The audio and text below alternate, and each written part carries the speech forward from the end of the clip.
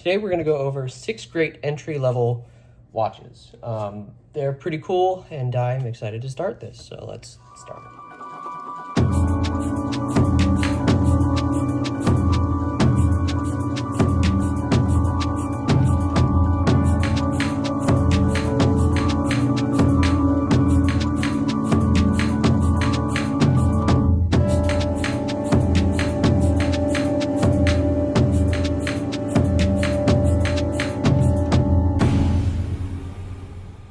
So starting off, we're going to start a little goofy and a little eBay-wise. So, number one, at just a little bit under $100, we have the eBay fake moon swatch.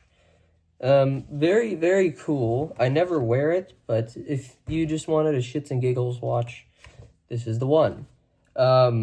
It's literally plastic garbage with a Chinese movement in it. What the hilarious part is there's a date wheel behind this dial, and you can actually hear it switching over. There's an active date wheel under it. Anyways, the chronograph hand barely holds on for its life. It is quite sad, honestly, but it wears surprisingly comfortable. It has a chronograph. It has a 60-minute chronograph. The hour chronograph, I think this is the hours, is a moon phase hand. I don't understand. It doesn't make any sense. But hey, for 60 bucks, it's a great watch. I haven't worn it out in public. I don't want to wear it out in public because it's kind of stupid. But I have some pictures of it if you care.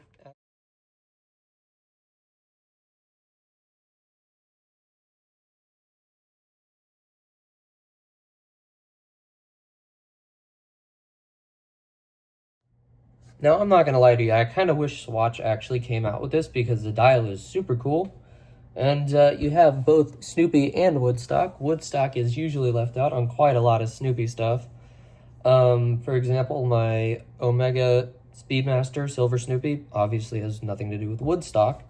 But the other, even the black dial and the other white dial, moon phase swatches don't even have Woodstock. So this one's kind of cool because it does have Woodstock and a blue second hand, chronograph second hand. But did some cool stuff. I think I also...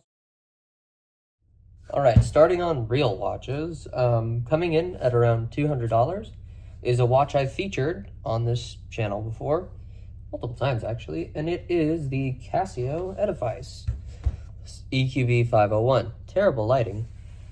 This has a multitude of features that I think I already have a chart stating everything that it's done. But this thing is really cool. It is solar charged. Like I said, it's about $200, so it's kind of pricey, I guess you could say. It has a GMT, day-night indicator, dual time zone, 24 hours, chronograph, date, time, speedometer, mail notifications, alarm, what else? Airplane mode, Bluetooth. It requires an app that's like 1 million years old for it to work, but it's very reliable until it doesn't have any sunlight. So other than that, pretty cool. But yeah, here's the chart. I wish I could get it a little more detail, but we've gone over it already. So another thing it does is it tells me to take my pants off. And now, no pun intended, we gravitate back to Omega. That actually was kind of funny. But this is a little pricier version. This is a real Omega swatch. Mission to the Earth phase. Has nothing to do with Snoopy, but very cool. It has a moon phase, which changes every day, and it has an Earth phase that rotates in the other direction. So you both have the, I'll take a picture of it, but the moon phase and the Earth phase. The Earth phase is really neat. These come in at around $300 to $400. $415 is the one that I saw for just the standard Earth phase. They have the Moonshine Gold Earth phase, which is about $1,200 for plastic. But other than that, they also have a $600 version, which I'm really interested in buying. But great entry level, super comfortable, Velcro, I guess, in case you don't know how to tie your shoes. Or, I have no idea why they created this monstrosity. I just thought it was really cool, so I purchased it. It's a great starter watch. I have a couple stories for you after. Fart on me. So, as some of you may know, I went to Paris recently, and I decided to take a nicer watch than usual. My usual watch would be that Casio we just talked about. But this time, I actually took this swatch with me, and the only time somebody recognized it was we were eating by the Eiffel Tower, and someone was like, I like that watch. I have many of them. They speak English there, by the way. Yeah, that's the only really story about it. I loaned it to a friend when I got drunk one time. That's the other one. I was like, whatever, I'll wear my Omega. You wear that. I got hammered, and yeah, he totally forgot he was wearing it. He called me.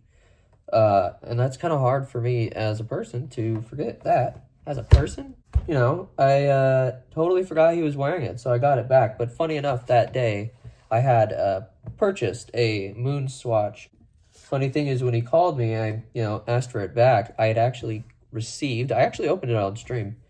I received a Mission to the Moon face Snoopy that I had for a couple days and sold it to my boss. So that was pretty funny, and I was like, I almost thought about letting him keep it, but no, I'm selfish, apparently.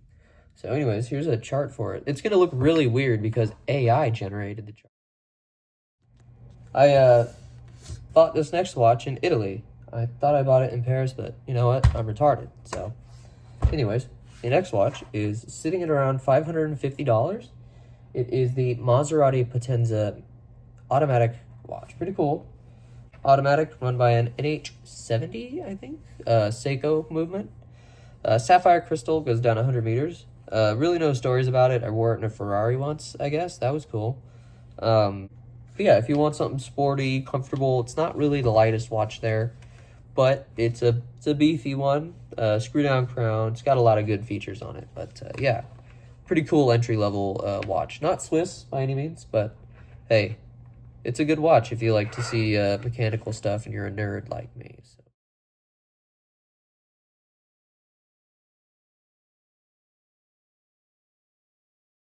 All right, up next is a personal creation of mine, and it is a pretty good entry-level Swiss watch. It's a little more expensive than, it's going to be a little bit of a price jump from $550 to about $800 to $900, depending on the model. It is my creation, the Metro Pilot. Now, here it is. It is fully complete. This is only the prototype. I've done a video on this, but it runs off of a Swiss ETA 2824 sapphire sandwich. Pretty thin-sized, very smooth sweep. Winding is nice. You have 100 meters water resistance, screw-down crown. Display case back where you can see that cool ETA 2824. Very easy, serviceable movement. Very sterile dial, but my signature is probably going to be on the dial of the production one. Rubber strap, deploy and clasp. Very cool. This took me years to make. I can go into all the history and story and all that stuff, but I'll spare you that because we'd probably be here for another half hour. As much as you like to watch this, we'll be here for another half hour, which we're not going to do. So basically that's it. Sapphire, 100 meters water resistant, screw down crown, ETA Swiss made, 2824, very serviceable. Features a date, smooth sweeping hand, about 28,000 beat rate, rubber strap, quick change strap. They have the little pull tabs, which is nice. So it's easy to just apply. As well, you can swap out straps, but I'm still in the process of making straps for it.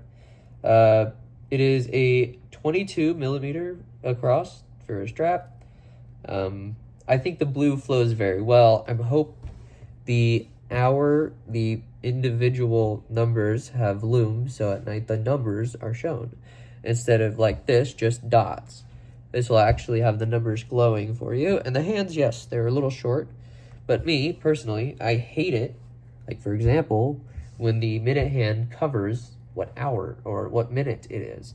I think this is a little better to where even if, sun's been out, lights are off, right?